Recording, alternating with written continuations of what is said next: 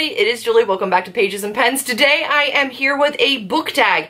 It's not an original book tag, at least not by me, but it is by Amber for Amber Books and More, and I am super proud of her. I know from creating my own book tag that it's not easy when you first come out with your first book tag. I look forward to doing more of them, but for right now, I'm gonna jump into the Wonder Woman book tag. Let's see what we have. Question number 1 is Wonder Woman, your favorite badass female character? There's a lot, guys. Like, I really enjoy strong female characters. Rachel Morgan from the Hollow series by Kim Harrison.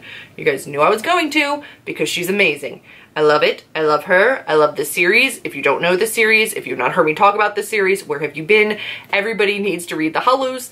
Just go read Kim Harrison. It's adult, urban, paranormal, fantasy, amazing.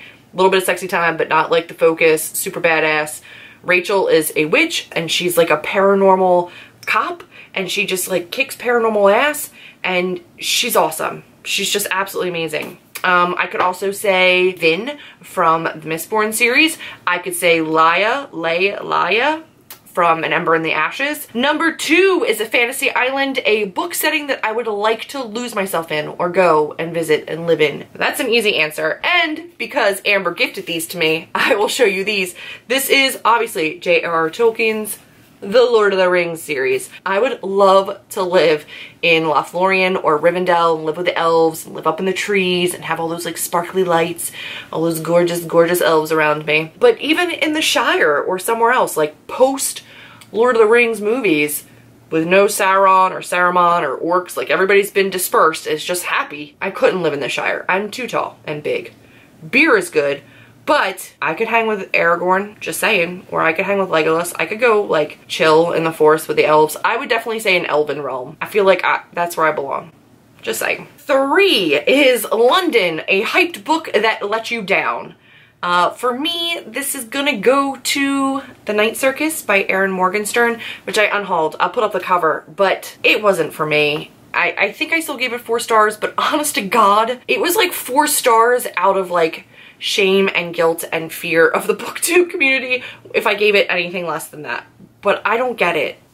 Sorry. Steve Trevor, a book that is beautiful outside and in, so the outside gorgeous cover matches the inside gorgeous content. I don't understand the reference, but I'm gonna believe that he's just like a dreamy dude who's actually nice, which I could be down with. So for that, I'm going to say The Long Way to a Small and Angry Planet by Becky Chambers, because this is a 5-star, amazing, gorgeous, diverse, complex, rich, phenomenal, fantastic book. I love it. It's like a chosen family book. I love chosen family books. I love the relationships in this. I love this, like the diversity in this. Like everything about this book just worked for me. And this cover is stunning. This is the UK cover. The US cover I am not a fan of, but I love the color scheme on this. I love the space. I love the gradient of color. Just everything about this book makes me genuinely happy. So I think that this is gorgeous outside and in. It's a new read for me. It's a recent read for me, like last month recent, and I absolutely adore it. I can't talk about it enough. Then we have The Lasso of Truth, a book that I hated. Why are we still talking about this? Like, you guys, you know the book I hate. You know it. You know it's Uprooted by Naomi Novik. It's god-awful. You also know that it's the Foxhole Court series by Nora Sakovic.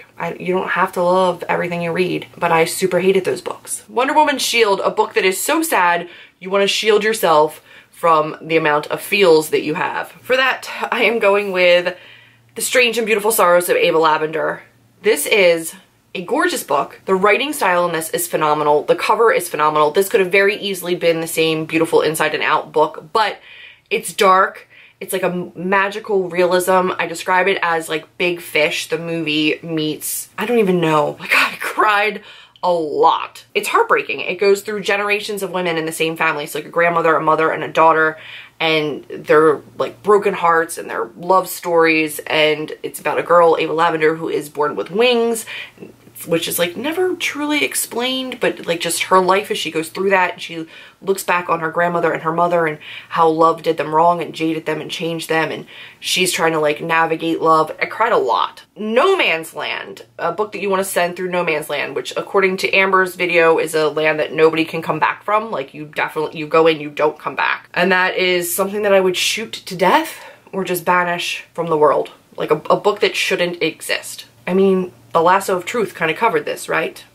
Uproot It by Naomi Novik. I don't like it. I don't like it at all. But I understand why other people do. Foxhole Court. I don't like it, but I've had comments on that video since saying that other people related to it as people that have suffered abuse, that the behaviors that happened in that book were realistic to them and that they saw themselves in those characters so that they appreciated those books. What I will say is just complete garbage is Dare Me by Megan Abbott. I don't think there's anything redeeming about that book. I truly don't. That could die a painful, horrible, horrible, fiery death. Aries, a villain that is scary, but you kind of love him anyway. Stick with me. I know I'm not alone here. I'm going with Joe from You by Carolyn Kepnes. I rooted for him. There were people in this book that I was begging him to kill. There were situations that he got into where I was like, yeah, no, they deserved it. Is he crazy? Is he not crazy? Don't get me wrong, dude is crazy, but I didn't hate him. Dr. Poison, a villain that has no reason to exist. Stay with me here. But I'm gonna go with Three Dark Crowns by Kendare Blake, because the premise of this is that you've got three sisters that are triplets, and they are born, and at a certain age they need to battle each other to the death to claim the throne. Do you need a villain in that situation? Like, you already have three sisters that need to murder each other in an epic duel to the death. There's no battle in this. This is like setup and like scheming pre-battle. But there are like schemers and villains in this book that I don't think need to exist. Like the premise is already there. You don't need secondary villains if the plot is already literally murdering people. Like, we get it. You don't really need secondary people kind of like pushing that agenda. Like, we get it. They get it. The girls get it. They're raised that way. Generation after generation have been raised that way. And then there's The Amazons, which is a book that I wish had better LGBTQA plus representation. I wish it was more diverse. Had more diverse sexual representation. I'm gonna go with a book series that, I don't know how people feel about this. I'm in the fandom, but I haven't delved deep into it to like figure out whether or not this is like a widely held belief, but it's one that I hold at least, so I'm gonna run with it. Harry Potter. You get the hint that Dumbledore is gay. There's plenty of like snogging and romance in these books between the kids when they're in school. There's no LGBTQA plus characters in this that are out, or relationships that you see where kids are out, at least that I remember. Now granted, I read these once. I've never reread these. I've watched the movie since then, so I do want to reread these books, but there's not enough. Given the school setting, the age of these kids, there just isn't enough. And I understand that maybe when these were written 20 years ago, that kind of representation wasn't expected. I wish there had been. The last question is the Justice League. Name all of your badass, strong hero booktubers that you want to tag.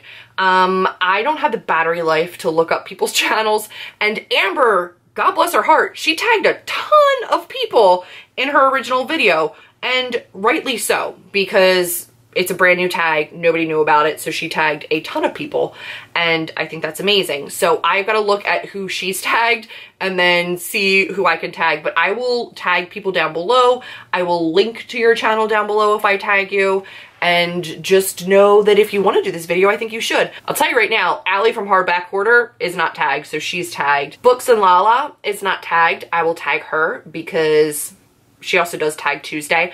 I'll tag Leanne's Lit because I don't see her on here. Krista from Books and Jam. Abel from Young Adult Author. Yes, please let that be your channel.